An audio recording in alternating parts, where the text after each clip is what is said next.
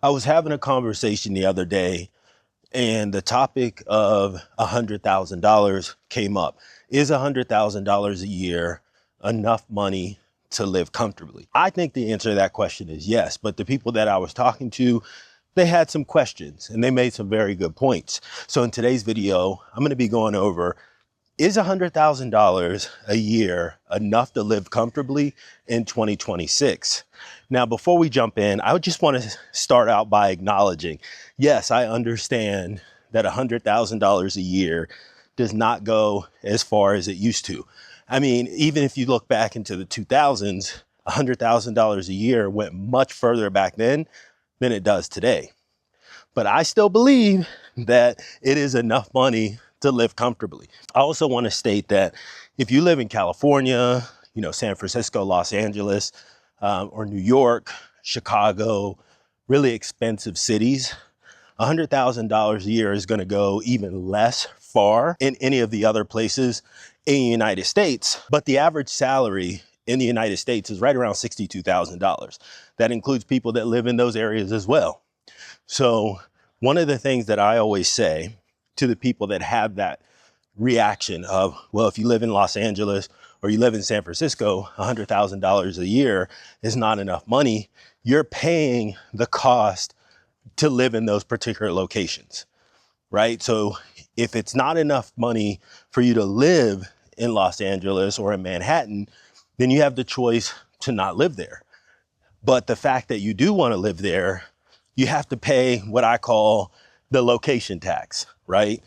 You get the beaches in Los Angeles, and in Manhattan, you get everything that goes with living in New York City. So if that's important to you, to be in one of those locations, then you're gonna have to understand that it's gonna cost you more money than it's gonna cost you to live in Middle America. Now let's jump to the first item that is usually the most expensive for most people, and that's housing. You have to be able to keep your cost of living under control for 6 figures to be a comfortable amount for you to live on. Now, I am a licensed real estate agent in the state of North Carolina, and I've sold many houses over the past 5+ years while I've lived here.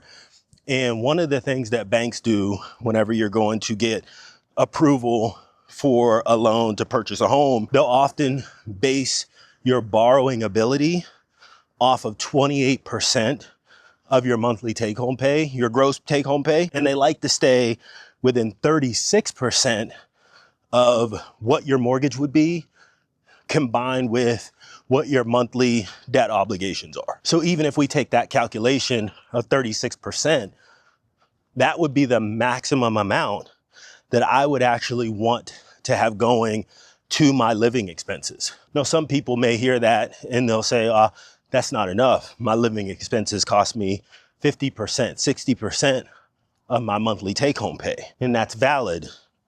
But here are a couple of things that you could potentially consider if your housing costs are costing you that much of your monthly take-home pay. You can consider moving to a new city, if that's an option. Moving to a different part of the country where it's much cheaper and your dollar will go much further. That's number one. Number two, you can consider taking on some roommates. I know a lot of people would rather live by themselves. They don't want to have roommates. They want to be independent. But when it comes to being able to reset and restructure how your money looks, taking on a roommate is actually not a bad idea. And then the third option, and this is the one that most people would likely resist, move back home. If you're in your 20s and you have the ability to move back in with your parents to where you can either stay for free or, you throw your parents some money every month just because, you're an adult and you want to contribute, do that. Who says you have to be 22 years old and paying $2,000 a month in rent just because you want to be independent? Now, you could do whatever you want, but if you're looking to find ways to actually address your housing costs, move back home. So I think if housing is your number one expense and the number one thing that makes it feel like $100,000 a year is not enough money, I think the second biggest item is what I call death by 1,000 cuts. And death by 1,000 cuts is that you are actually giving away your salary every single month in bite-sized pieces. So what do I mean by that? You have an Apple subscription, you have a Netflix subscription, you have a Hulu subscription, and you've got Klarna, and you've got Afterpay, and you got payday loans. And on top of that, you might even have a car payment. All of those things every single month is what I call death by a thousand cuts, because it may not seem that much to have that Netflix subscription, that Apple One subscription. If you have that every single month and bite-sized pieces, that's the definition of death by a thousand cuts. Now, another thing that a lot of people do that they don't even realize, and guys, this used to be me. So I'm not trying to say this is everybody but me. This is all from personal experience, is we've all had those moments where we go into a convenience store or we go into the mall, wherever we're at, and we see something and our justification for buying it is that it was only $20. It was only $25. It was only $40. Do that 3 or 4 times a month, and that starts to add up quickly, right? So we go back to the death by a thousand cuts, and before you know it, you're wondering where your money went, and you don't know because it's coming out in small bite-sized pieces. And the next reason that your money is not going as far as you think that it should is that you're not playing the tax game right. Once you start making $100,000 a year, you enter into a new tax bracket. So here in the United States, we have a progressive tax system to where up to a certain dollar amount, you are taxed at 12%, and then it's a sliding scale upwards. And I believe once you hit $100,000, you hit that 22% tax bracket for a certain amount of the dollars that you make. So one of the things that I learned throughout that process is you have to figure out how to get rid of some of that money. And that sounds funny, and it did to me when I first started kind of learning about this concept, but contributing to a health savings account, if you have a high deductible medical plan, allows you to invest pre-tax dollars into an account that you own that goes towards medical expenses. And then of course, a traditional 401k. We have a lot of people that talk about a Roth IRA and Roth 401ks, and those are excellent investment vehicles.